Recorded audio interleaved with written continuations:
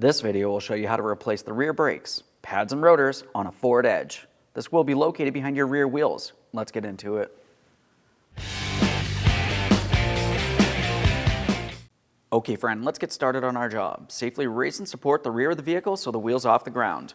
Once you've completed that, if you have a center cover, go ahead and remove that now. You're going to be looking for a small tab area that you can make your way in between, and we'll gently pry this out.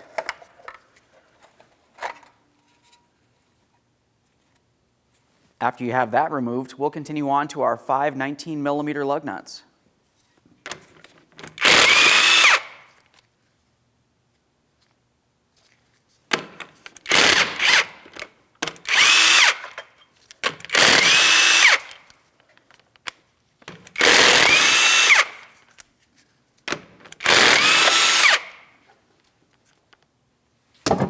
Let's remove the wheel. Now, as far as the caliper, I'm going to be starting with a small pry bar. I want to try pushing back my caliper piston while I still have this in place. So I'm using my small pry bar. I'm coming into the slot on the caliper itself, and I'm attempting to go up against my brake rotor.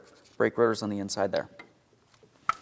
Now what I need to do is gently start prying. This is going to start pulling this out and away from the vehicle, pressing in on the piston for me.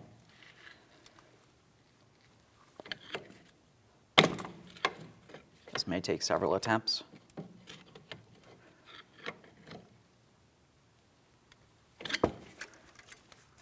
Now, once you do have some movement from that, we're continuing on with our 2 caliper slider bolts next. We're going to be using a 14mm for each one of our caliper slider mounting bolts.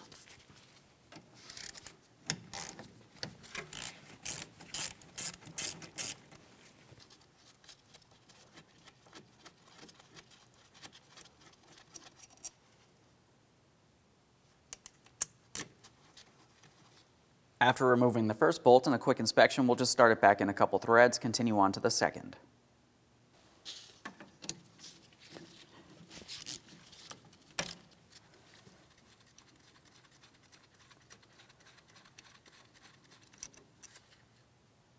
Both of these mounting bolts should look the same. You do not need to worry about mixing them up.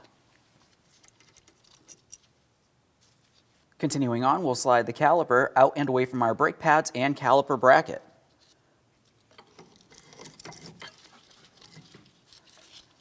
Now, once we have the caliper removed from the area, the next thing we want to do is push in on our caliper piston as far as possible.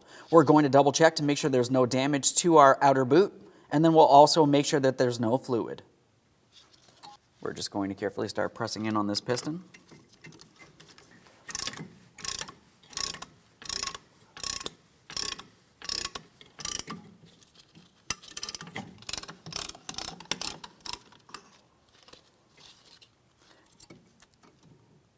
Now, looking closely at this, I do not see any tears, and there's no fluid. We're going to set this aside, putting no pressure on our brake flex hose. Now, let's go ahead and get those brake pads out of here.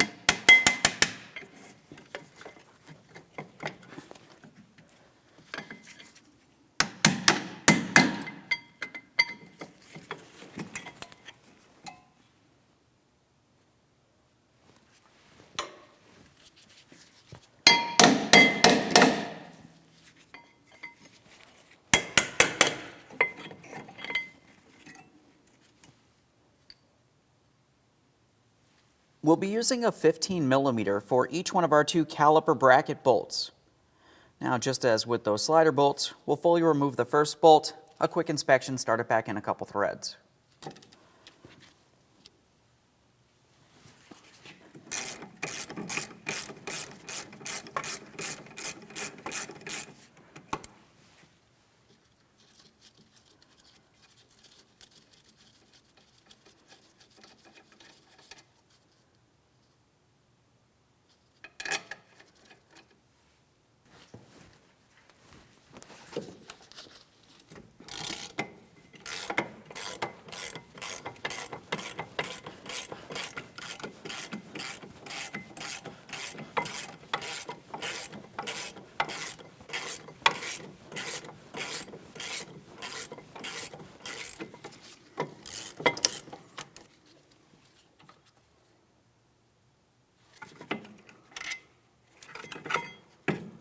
Go ahead and remove that caliper bracket. We will be cleaning and re-lubricating this, but for now, we're going to set it aside. Now we're going to start removing our brake rotor. You may find that it's stuck in place. If that is the case and you have to use a hammer, before using the hammer, let's make sure that we install one of our original lug nuts, at least a couple threads here. Now this is going to help prevent the rotor from falling off as we continue on.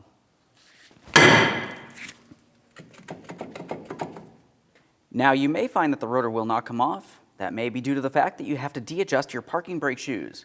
If that's the case, you want to make sure you have your adjustment port in the upright position like I have it here. You're going to look inside and you should see an adjustment cog.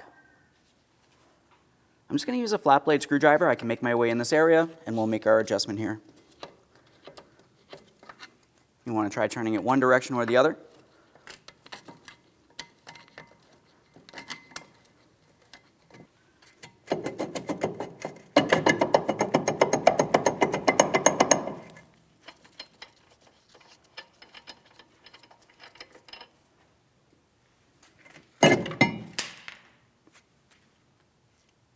There it is, friend. Now, prior to installation of any brand new part, of course we want to make sure we clean and inspect our mounting area. We're going to be cleaning the hub mating surface here, but first, let's make our way towards the backing plate and our emergency brake shoe apparatus.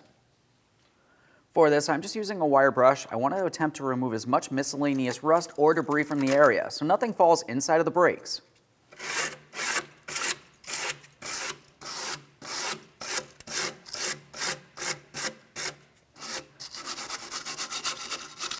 Go ahead and clean that hub.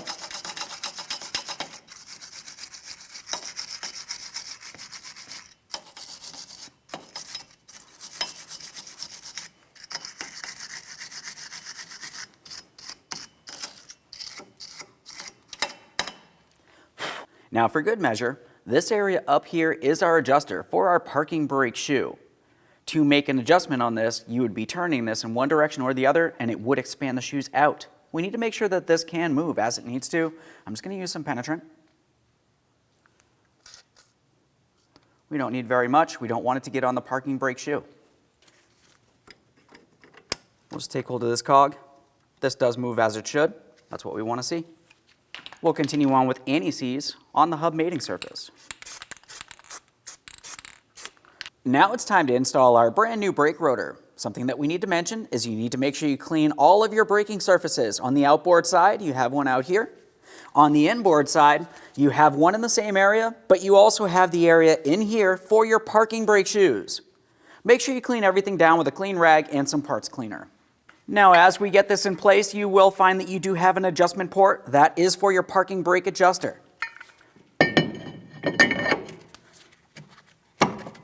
We'll get the brake rotor in place and we're going to hold it there. You can use a spacer and one of your original lug nuts.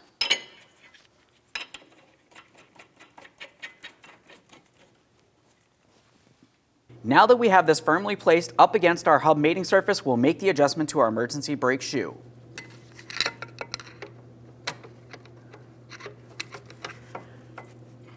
What I'm attempting to do is bring out the emergency brake shoe up against the brake rotor. Once it's just barely touching, you can hear an audible scraping. We're going to back it off just a little bit.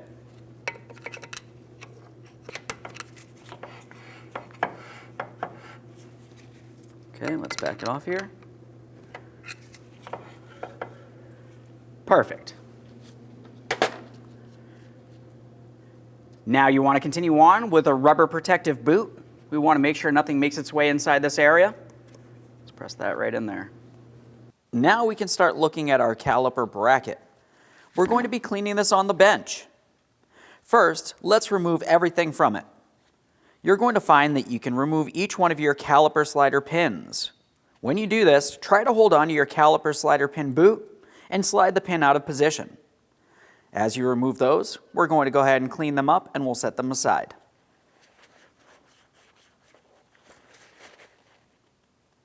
Let's just double check to make sure it's not damaged in any way. On the same side where we just remove our caliper slider pin from, take hold of the boot and you're going to attempt to roll it out of position. Should slide right out of there. As far as that boot's concerned, you can continue on using a rag. We'll just give it a slight twist as we press it through towards the other side. And now we'll just roll this around. We're attempting to remove as much miscellaneous debris from the inside of the boot as possible. Once you've done that, we'll just go ahead and give it a quick inspection. We want to make sure it's not torn, worn, or damaged. Now let's go ahead and remove our caliper bracket tin. For this, we're just going to go ahead and pry that right out of position. We can set that aside for recycling. Let's do the same thing to the other side of the bracket. So now as I pull out the opposite slider pin, let's just have a quick look at this one. At the very end, we have a vibration dampener. You can tell it is different from the other slider pin. We need to make sure that we install the slider pin with the vibration dampener on the same side as where we had removed it. For now, a quick cleaning and we'll set it aside. I'll just continue on with removing everything from the rest of this bracket. Now that I have everything removed from my caliper bracket, we're going to start cleaning the bracket. We're going to start with where the caliper bracket tins were along each side of the caliper. We need to make sure we clean any miscellaneous rust or debris from all 4 of the areas, 2 along each side of the bracket. For this, you can use sandpaper or wire brush, whatever you might happen to have.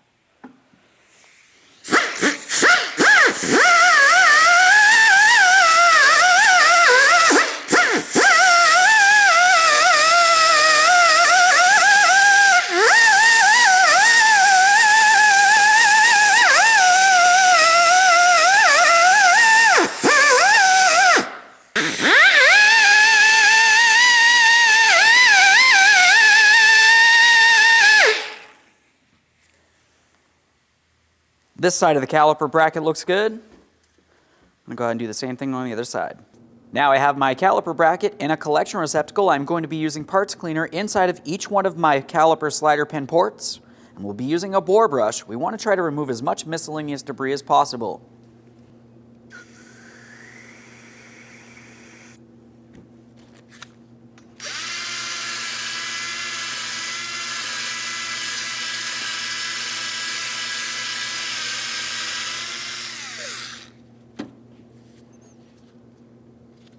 Give that a quick rinse.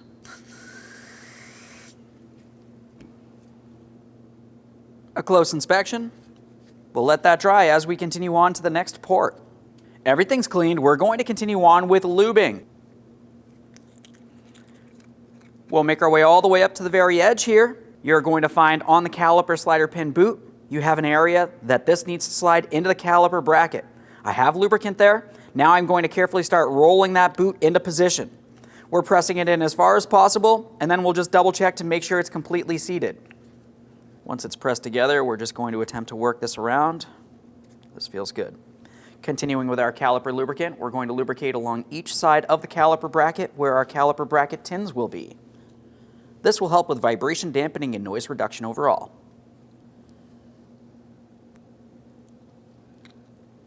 Now, as far as your caliper bracket tins, you do not have to worry about mixing them up. We're just going to line them up and we're pressing them in the center to lock them in the proper position.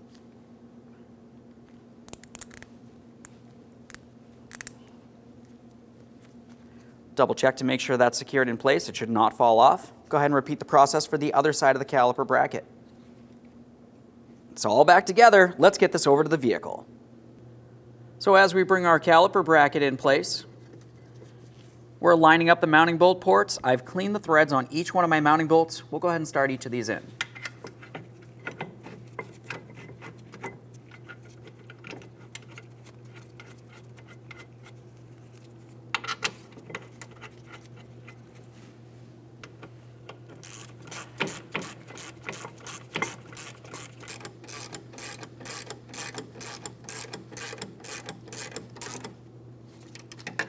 After they're snugged, go ahead and torque those to 66 foot-pounds.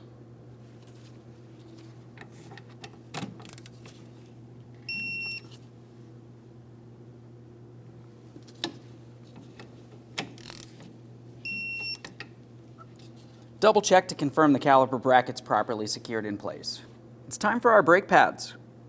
When we go to install these, we'll make sure we have them in the proper orientation. We want to have the friction material facing towards our brake rotor. We'll start getting this in position. As I line it up with the bracket, I'm going to start rolling it in up against my brake rotor. Once you have that slid into place, confirm it can move. If you have to hammer it in, More than likely you did not clean the caliper bracket well enough. Let's go ahead and repeat the process for the outer pad.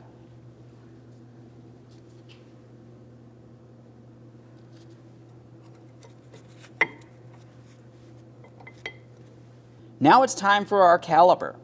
As far as the caliper, we've already cleaned and inspected it, but we're continuing with our high temperature caliper lubricant.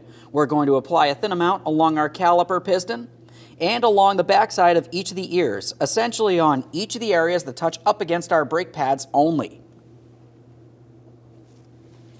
Let's get this in position.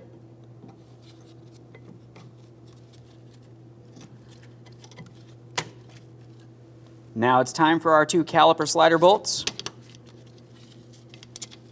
We'll start those in, snug them up, and then I'm going to torque it to 20 foot-pounds.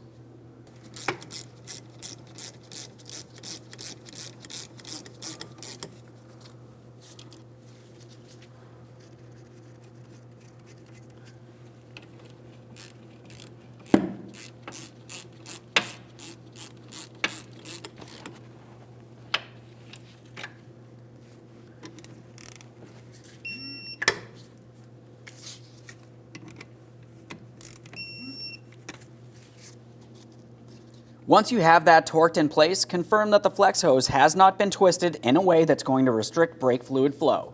This looks good.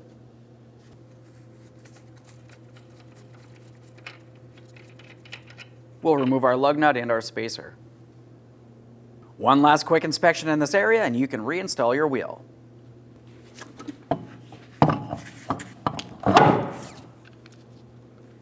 Once you have it in place, you're continuing on with all 5 of your 19mm lug nuts. We'll start them on, bottom them out, get the wheel safely on the ground, and then torque each of these to 100 foot-pounds in a crisscross manner.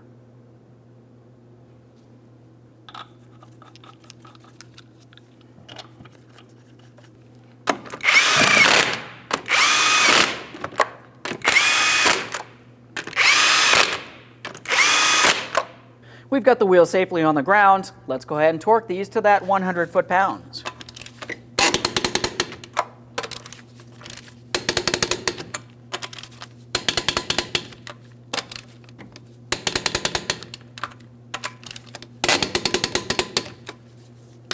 Torqued. If you have a center cover, install that now.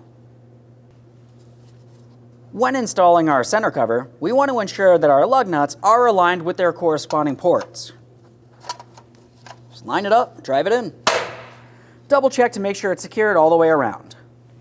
Okay friend, we showed you how to install the rear brakes, pads and rotors on one side of the vehicle. The process for one side of the vehicle is the exact same thing as the other. After you've completed both sides, make sure you pump up your brake pedal till it's nice and firm and take your vehicle for a road test. Thanks for watching. When only the best will do, demand TRQ. The only company that lets you view before you do. TRQ is committed to offering the highest quality aftermarket auto parts that are engineered for peace of mind. Thanks for using and viewing with TRQ.